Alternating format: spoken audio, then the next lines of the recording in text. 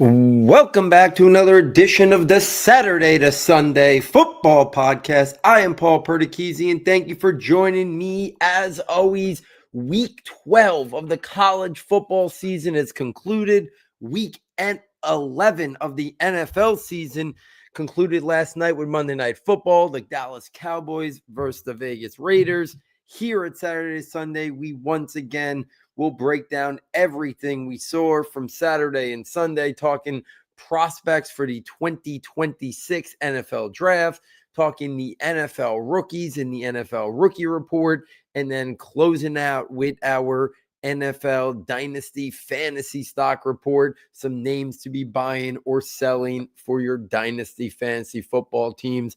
But like we always do, we start with the college game. And we start with the prospects that are draft eligible for the 2026 NFL Draft. And now as we head towards Thanksgiving and then championship week and then the bowls and then the college football playoff, things are starting to crystallize a little bit more in terms of who I think we could see in the first round, in the early portion of the second round of the NFL Draft in April. And that's what I'm also going to talk about tonight. Guys who I think right now are pretty solidly locked for round one.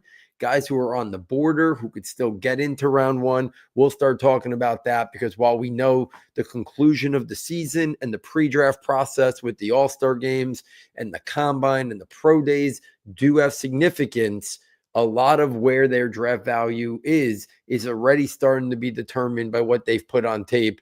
Yeah, things can still move the needle a little bit, and definitely those pre-draft months as well. But at the same time, I think we start to now have a much better feel at what we could see in terms of the round one or early portion of round two, those top-level prospects that will be the names that we most recognize with the 2026 NFL Draft. So let's first start with this past week and talk about the prospects that stood out for a variety of reasons. Let's start with the Oregon quarterback, Dante Moore. A lot of buzz that he's going back to school, and he might. But when you watch him play and when you think about this draft class, and yeah, we have Fernando Mendoza, and we have Ty Simpson if he comes out. But Dante Moore can come out this year, and I still think definitively be a top 10 pick in the 2026 NFL Draft. Just like Lenora Sellers can come out, and I think if he was to come out, he would be a top 15 pick in the NFL Draft. So we have two prospects at the quarterback position that right now, even with their limited experience for a guy like Dante Moore, the questions about his ability to play the quarterback position, the reading defenses, going through progressions, ball placement accuracy issues at times Sellers has had in terms of inconsistency in that regard. Both of those guys, I think, still could come out and be top 10 to top 15 picks based on the upside, based on the need for quarterbacks. So it makes it a very interesting decision for these. If they come back next year and they still show inconsistencies, or in Moore's case, he has a down year, they could be out of the first round. Look at a guy like Garrett Nussmeier. He went back to school. If he would have came out at the end of last year, he might have been a top 10 pick. He might have been a top 5 pick. Now benched. Now he's not even a top 100 pick. Drew Allar could have came out last year. He might well have been the Giants pick at number 3 overall if he came out last year. Instead, he goes back to school. He's inconsistent before he even got hurt. Even if he doesn't get hurt, he's no longer probably a round 1 pick in the NFL Draft. He's probably a day 2, a round 2 to round 3 type prospect, maybe even falls into day 3. So if Lenora Sellers thinks he could be a round 1 pick, and if Dante Moore thinks he could be a top 10, top 15 pick, it's hard to stay in school. I understand there's a lot of NIL money, so that's not as much in play as it used to be. But this past week, Dante Moore is 27 of 30, 306 yards and 2 touchdowns. At times, he's looked like the best quarterback in college football this year, right next to Fernando Mendoza. If he thinks he could be a top 5 pick in the NFL Draft, I'm not sure there's any reason to go back. At this point, like, we've seen too many guys who are considered top 5, top 10 prospects completely fall off. Spencer Rattler was once thought to be a first-round pick. We've seen it. Garrett Nussmeier this year. And these are just more recent examples. So a lot can change in a year. So if you're a quarterback and think could go at the top of the draft, I think you got to just go. Maybe you're not fully ready. Maybe you're not seasoned. But in the situation with Moore, and then also Lenora Sellers this past week, 15 of 30, 246 yards and 2 touchdowns, South Carolina blowing that big lead. But he led them to the lead in the first half of that game. We know the athletic traits he has and the physical traits he has. So if Sellers declares, he could easily go in the first round. So Sellers, Dante Moore, we're going to check in on them every single week because they're two names that I think would go in the first round. But right now, the rumors and the buzz is that they're going to go back to school. I just don't know if that's going to happen. When they really got to make that decision, if somebody's in their ear saying, you guys are going to go round one, does it benefit them just to come out? We've seen so many quarterbacks value significantly change in their last year in college football. I think it makes for a fascinating discussion, especially with those two. Fernando Mendoza, I think right now is locked in as the QB1 in the 2026 NFL draft. This past week, 22 of 24, 299 yards and 4 touchdowns. He's just stacking game after game at this point now. So the only thing that could push him off is if some people question some of the physical high-end traits and if they think somebody else could offer a little bit more in that regard. But in terms of good traits, not great, but good traits, good size, good frame, good productive season, continuing to get better. He's checked all those boxes the whole year. And I was intrigued with him last summer. He was my third quarterback going into the college football season. So right now, Mendoza is just, I don't think anything could really happen, even if they have a bad game in the playoffs, if they make it there and he looks bad. I don't think it's going to impact what people perceive Mendoza as one of the top quarterbacks in the 2026 NFL draft. Ty Simpson, Alabama goes down in defeat this week to Oklahoma, 28 of 42, 326, 1 touchdown, 1 interception. Here's the thing about Ty Simpson. He checks off a lot of boxes, but you do wonder if he's a little bit of a system quarterback. Is he a guy who can elevate the talent around him? When you look at him, he looks like a slightly more athletic version of Mac Jones. And maybe it's just the college thing, the Alabama thing. But when I look at him, you don't see him making, like right now in the NFL, as I watch every single Giants game, Jackson Dart is doing things and making plays with a very suspect supporting cast around him, where you look at him and you're like, yeah, that's a guy who could elevate teammates and elevate a franchise. And when Dart has been in there, he has given the Giants a chance in almost every game he's played. You look at Ty Simpson, and I think there's certain quarterbacks that can do that. And then you look at a guy like Ty Simpson, and you're like, okay, like he's got a good supporting cast there in Alabama. It's a good football team. He's played really well. He showed a lot of improvement, a lot of growth. But is he that guy that can elevate a bad franchise and carry a team? I like him. I don't love him. Mendoza's my number one. Moore's my number two. Simpson would be I would have Sellers. If I was drafted for an NFL team, I think I would shoot on the upside of Sellers before Simpson. But I do think Simpson's going to be a guy that if he declares he's going to go round one because he does check off boxes, I just wonder what his ceiling outcome is at the next level. And that would maybe keep him a little bit further down the rankings for me than some other people. Arch Manning this past week, Texas, Georgia was one of the big headline games of the week. Arch was 27 to 43, 251, 1 touchdown, 1 interception. While I think there's a possibility Moore and Sellers come out, I still think there's very little of a possibility for Arch to come out. That's not to say if he didn't declare, I don't think he would also go very high, because I think a team would find ways to fall in love with him and just say, you know what, we're going to bet on the pedigree. We're going to bet on the traits. We'll sit him for a year and we'll kind of develop him there. And I don't think they're going to have to do that because Archer's situation is a little bit different.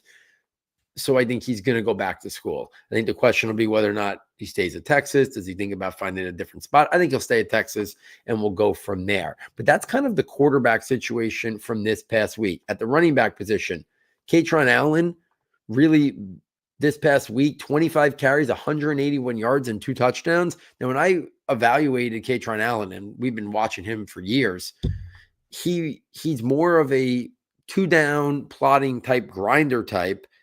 So for me, like he always looked at as a guy who was going to be around 4 to around 6 type prospect. But this running back class is so weak that somebody could have Katron Allen in their top 5 running backs. It's not inconceivable that happens by the time the draft rolls around. I still think that would be day 3. But I think at this point now, Nicholas Singleton, Katron Allen, like I was always much more in the camp of Singleton because of the physical traits. But I think now Singleton having a down year, still not improving in terms of the run instincts, the vision, the patience, and Allen fitting a certain type of role. I think their draft stock has now gotten a lot closer than it was prior to the season. Jeremiah Love this past week continues to show why I think he's ticketed for top 10. I think now we've gotten to the point where you can make the case he's one of the top 3 to 4 best players who's going to be in the 2026 NFL draft. And when there's a running back that's that high in overall big boards, they tend to usually push up into the top 10 of the NFL draft. So I think now we're talking Jeremiah Love, the same territory as like an Ashton Genty. He can go as high as 6. I don't think he gets out of the top 10, maybe top 12, but I think that's where Jeremiah Love is going. I think we talked about his teammate, Jadarian Price. Where does Price fall in? Is he RB2 in this class? Does he declare or does he go back to school? If he declares, is he a top 50 pick? I'm not sure about that. Maybe top 75. I could see him more of a late round 3 type guy. And again, he's in the mix to be RB2 because it's a really down running back class. A guy who I do think will be in the mix to be in that top 7-ish or 8 running backs is Darius Taylor out of Minnesota this past week. Almost 100 total yards, 4 catches, 40 yards receiving, 57 yards on the ground. Taylor's one of those guys. Doesn't have any standout trait, but is pretty solid, above average to good at a lot of different aspects of running the football. That I think those are the type of running backs in this draft class that you're going to see them go round 4, round 5, where we have this big cohort of running backs go on day 3 after we might only have Jeremiah Love on day 1 and nobody potentially on day 2. If we take this to the running back position, the wide receiver position, talk about a couple guys. Chris Bell, 5 catches, 79 yards. Again, fits the prototype. This is a guy who's been building his draft stock since the summer. Dane Brugler, I keep saying, was at the forefront of having him as one of his top wide receivers in the country before the season started. Nothing Bell has done this year has hurt that perceived value from Dane. And then other people now have joined the fray over the last couple of months. I think he's well ticketed for the top 50 and could be a guy that if he tests as well as I think he's going to test at his size and frame and with the production we've seen this year, he could be one of those guys that pushes his way into the top 5, top 6 wide receivers in this draft class and another wide receiver who ends up going round 1 of the 2026 NFL draft. Nick Harbor out of South Carolina, 3 catches, 102 yards and 1 touchdown. Now we know the deal. He is like the discount version of DK Metcalf. Size, frame, athletic freak that is going to win vertically down the field, but has got a lot of refinement to the rest of the aspects of receiving, the route running, understanding of route concepts, all that stuff. But the size, the frame, the athletic upside, the ability to win vertically down the field, Harbor's going to be one of those guys that could go in the top 100 because of what he brings and the tactical value that he offers a team. So Harbor is a guy who I think stock is going to go up as we get closer and closer to the 2026 NFL draft. Jeremy Bernard, 7 catches, 71 yards versus Oklahoma. I think Bernard is one of those guys. I don't know if he's going to go late round 1. I think there's a better chance Chris Bell does, but I think Bernard is a guy who by the middle of round 2, definitely by the end of round 2, would hear his name called in the 2026 NFL draft. A guy who I don't think is going to have to wait to round 2 is Mekhi Lemon, 10 catches, 153 yards and 1 touchdown. That inside-outside versatility. Somebody's going to look at Mekhi Lemon and think that he can be a Jackson Smith-Njigba-like player at the next level. Now, what Smith-Njigba has done this year is elevated himself to an elite level wide receiver, arguably one of the best in the entire National Football League. Maybe that's not the expectation any team is going to put on Mekhi Lemon, but they're going to say to themselves, we've seen Smith-Njigba do this. We've seen the inside-outside versatility when we thought he might just be best in the slot. And I think that's how people are going to view Mekhi Lemon. So I think he doesn't get out of the top 20. I think he'll be in the top 20 of the NFL draft. And I think he's ticketed to be either wide receiver 2 or wide receiver 3 in the 2026 NFL draft. His teammate, Jacoby Lane, 7 catches, 65 yards, very different style player. You want the guy who goes up and wins it at the catch point, a red zone weapon. I think that's going to be Jacoby Lane. Round 3, round 4 would be where I have Lane this past week, 7 catches, 65 yards. And then Kenyon Sadiq, we saw him on Friday night 8 catches, 96 yards, and a touchdown. We've seen the impact Trey McBride has had on the Arizona Cardinals, the impact that Brock Bowers has had on the Raiders, the impact that Tyler Warren has had on the Colts or Sam Laporta on the Lions. Kenyon Sadiq could be that next guy who is just a major mismatch weapon, even more so than some of the guys I just talked about, because he's not going to do any of the traditional tight end stuff. So Laporta, you can get away with asking him to do some blocking stuff. Same thing with McBride. But Bowers, the way Bowers is utilized is, I think, very similarly how Kenyon Sadiq is going to have to be used. But he's going to be an X factor. He's going to create mismatches. NFL teams are getting smarter in terms of how they use these hybrid tight end prospects that are major receiving threats. I don't think Sadiq gets out of the top 20 to 25, especially in this draft class. I think he's a big separation between him and all the other tight ends. So I think he's going to be a guy the team looks at. Maybe they miss out on a wide receiver, but they pivot to Sadiq in round 1. I think he's coming off the board. So there it is, the Week 12 recap of the NFL Draft Stock Report for Week 12. Before we pivot to the Sunday game, let's just kind of set the stage where we are right now after 12 weeks of the college football season. Quarterback prospects, I talked about it before. At this point, I think there's only 4 possibilities in round 1. Fernando Mendoza of Indiana, I think, is a lock. If Dante Moore comes out of Oregon, I think he's a lock. Ty Simpson out of Alabama, if he comes out, lock. And then Lenara Sellers out of South Carolina, I think he's borderline 1-2, but I think the traits and the physical upside are so intriguing. I do think he would end up going in round 1. After that, I don't think there's anybody else that even has a shot at round 1. I mentioned Arch before, but I'm going to keep him off of this list for right now. So I think there's 4 guys. I think after that, you're talking about teams later in the draft taking a chance on the injured Drew Allar, taking a chance on Garrett Nussmeier if they still like something about him, or Cade Klubnik. We're not talking, those guys now are so far removed from the round 1 consideration that I think we have the 4 guys, and I think 2 of them are likely go back to school. So I think we're probably ending up with Mendoza and Simpson in round 1. And I still think there's a chance that Moore and Sellers come out. But those are the guys at the quarterback position. We're talking round 1. I don't think there's anyone even on the border of round 1 that could sneak in there. I think the rest of the guys are really far removed further on in the draft. At the running back position, as I said, it's just Jeremiah Love out of Notre Dame. He's the only one going round 1. His teammate, Jadarian Price, I think would be the only one that might even have some round 2 grades at the moment. I think the rest of the guys would be probably day 3 type prospects. Maybe somebody else sneaks into round 3, like a Justice Haynes or a Jonah Coleman or Damon Claiborne, somebody like that. But I think it's Love, major gap. His teammate, if he even comes out, major gap. And then everybody else, day 3. At the tight end position, I just mentioned Kenyon Sadiq. I don't think anybody else has got a shot at round 1. I think there's some interesting guys on day 2, like Joe Royer, Max Clare, Eli Stowers, Michael Trigg. I don't even think any of those guys are top 50. So I think it's Kenyon Sadiq in the top 20. And then we don't see another tight end go probably till round 3.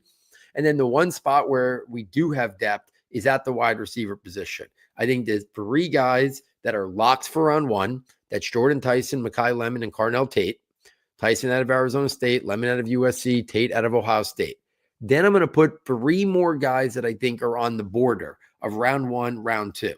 Chris Bell out of Louisville, who I mentioned before, Casey Concepcion out of Texas A&M, and Denzel Boston out of Washington. They're all very different players. Chris Bell is the prototypical outside wide receiver, size, frame, athleticism, speed, can win vertically down the field. Concepcion is that inside outside, can be the Z, can be your slot, good route runner, but has enough speed to make plays happen after the catch and separate vertically down the field. Then there's Denzel Boston, who I think could play the X, but could also be more of a possession style. But I think he's got some T. Higgins in him where he can win vertically down the field using his size, his catch radius, his length.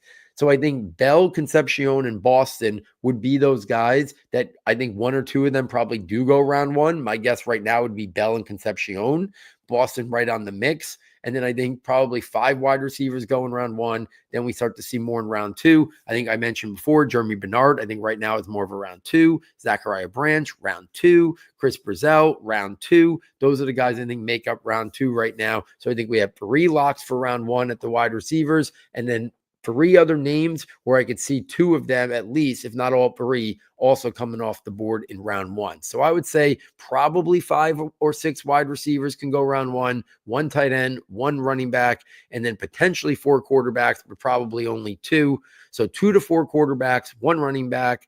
I would say anywhere from 4 to 6 wide receivers and 1 tight end. I think those are going to be the guys from the offensive skill player group that make up round one of the 2026 NFL draft. Let's take this over to the Sunday game. Not as much to talk about in the rookie report and the Dynasty Fantasy Report. So we'll start with the rookie report. I think the big story at the quarterback position was Shedeur Sanders had to come on for an injured Dylan Gabriel. He looked really bad. 4 of 16, 47 yards, 1 interception. He's going to get an opportunity to start this week. We'll see if he's getting most of the first team reps this week, how he looks for Cleveland this week, because I do think he's going to be out there as a starting quarterback. Cam Ward, 24 of 37, 194 yards and 1 touchdown. Tyler Shuck was on bye. Jackson Dart missed the game due to concussion. At the running back position, the Travion Henderson breakout continued last Thursday night. 3 touchdowns, almost 100 total yards of offense. Be really interesting when Ramondre Stevenson comes back, what type of timeshare him and Henderson create. But I think now the big playability and the touchdowns that he's been scoring and the playmaking ability he offers, I don't think you can go back to what it was. I think Henderson now, it'll be locked in for that 12 to 14 touch look. Stevenson picking up the rest of them. I think that'll be kind of how this season concludes, with Henderson getting a lot of looks, even with Ramondre back when he gets there. Ja'Cory Krosky-Merritt, I'd say stock down. He lost his starting job back to Chris Rodriguez. So all this buzz that JCM really had a big opportunity this year, for moments, it looked like he was going to run away with it, but he struggled now behind Chris Rodriguez on the depth chart. Bashal Tutin, I know he left the game injured, but for a long stretches of that game, there was basically a 1A, 1B with him and Travis Etienne, and it was almost Bashal Tutin was the 1A and Etienne was the 1B. Now, I know the final box score looked different because Tutin got injured, so Etienne ended up getting a lot more carries than him at the end. But it'll be interesting to see if the injury is not serious and he's back out there this week. What does the timeshare look like? He had 15 carries, 74 yards, and a touchdown. I still think there's a buy window on Bashal Tutin. I think by the time the offseason rolls around, that window will close. So still go out and get Bashal Tutin right now. Woody Marks, he didn't have a productive week. Love to see 18 carries and 1 catch, 19 touches. I don't think that's Woody Marks' wheelhouse. I think he's probably better in the 12 to 15 range, but it's good to see Houston giving him that type of workload. If we take this over to the pass catchers, Luther Burden, not a major statistical week with only 3 catches for 27 yards, but I think we're starting to see a shift in playing time and opportunities. So I think it's just a matter of when we see a breakout game from Luther Burden. He'd be an aggressive buy now for me from the rookie class. Ted McMillan, 8 catches, 130 yards, and 2 touchdowns. I think Egbuka has looked like the guy who's been the clear thing, but I do think there's still going to be a debate between Egbuka, Ted McMillan, and when Travis Hunter is back next year. I still think all 3 of them can be high-end wide receivers in terms of the NFL, in terms of Dynasty Fantasy. I think all of them can be big-time players at the next level. We've seen moments from all of them that prove that that is something that we could see at the next level. Let's take this to the Dynasty Fantasy Report for this week. A couple of things that I want to talk about. One, at the quarterback position, whole lot of stock downs. Stock down on J.J. McCarthy, stock down on Jordan Love, stock down on Michael Penix. Stock down for all different reasons. Michael Penix sounds like he may be partially torn an ACL again. He already had lost 2 seasons in college football due to injuries. He has not looked that great this year. So in your super flex leagues, I think right now has to be stocked down on Michael Penix, who probably has played his last snap of this season. J.J. McCarthy, I know it is early, so I am not saying that excuse me. I know it is early, so I am not saying that J.J. McCarthy is going to be a bust. But right now, in terms of the way they're calling the games, in terms of some of the reports we heard in the preseason, it does not look like right now they have a lot of confidence in J.J. McCarthy. I know he's had some moments late in games, and that's great. But Take away some of those moments late in games, and he's put on nothing on film that leaves you excited. So I think it's early. I know he missed his rookie year. So I'm holding and reserving judgment. I was never a huge McCarthy fan. If anyone goes back and been listening since that year or goes back and listens, I didn't want the Giants to take him. I thought it would have been a terrible mistake for the Giants to take him over Malik Neighbors. To me, there was a gaping difference between McCarthy and the top of that draft class, where it was Caleb Williams, Jaden Daniels, and Drake May. I did not think McCarthy was even on the same level of Drake May. And right now, it looks like he was a great college quarterback that was in a pristine setup. And right now, everyone thought the setup was ideal in Minnesota, and I think it is with the play caller and the weapons. But right now, he's off to a slow start to his career after missing that first year. So I would just say, in terms of dynasty, in terms of fantasy, there's no other way to think about it except stock down. Because if this year plays out the rest of the way as it was this year, I do think Minnesota, who's a win-now team, would contemplate bringing in a veteran quarterback. And if McCarthy doesn't show a lot of improvement in the beginning of in the training camp and preseason or the beginning of next year, there was a reason why they wanted to keep Daniel Jones. There was a reason why they flirted with Aaron Rodgers. There was a reason why maybe if the Darnold contract wasn't going to be so lucrative, they would have franchise tagged him. A lot of things were in play that we looked at and we kind of just said, but you know what? They might have been small cues. Not ready to say that, but possible. And then Jordan Love, who is a guy who I've been a big fan of, he's looked so inconsistent. And right now, like, there's no way of saying it, but it is stock down on Jordan Love right now. He's got a bunch of playmakers, maybe no elite alpha number one wide receivers, but there is enough there that right now Jordan Love is not living up to expectations. So stock down on all of them. I will say, and I'll continue to say it, stock up on Drake May. At this point now, like, you can make the case, especially with Jane Daniels, the injuries this year, him not looking as good. You can make the case that after Josh Allen, maybe Drake May is the next most valuable quarterback in terms of dynasty. It depends. I mean, Lamar Jackson for a period of time is going to be greater. If you're taking more of a long-term picture, you can make the case Drake May is the next guy that you might want over Lamar, over Joe Burrow, over Jalen Hurts, over Jaden Daniels. It's at least in the conversation now. And if somebody is not valuing him as one of the elite dynasty quarterbacks, then you should be very aggressive in going to get him. If we take this to the running backs, speaking of guys that if they're not being properly valued, at this point, Devin Achane should maybe be looked at as RB1 or RB2 in terms of dynasty. You have what Jonathan Taylor's doing this year. But right there, Devin Achane's got to be pretty much in the top 3, top 4 mix for any dynasty running back rankings right now. And I think the versatility that he has to be a major weapon in the run or the receiving game, he's still got a lot of upside in terms of youth, a lot of years left. So Achane should be near the top of most running back rankings.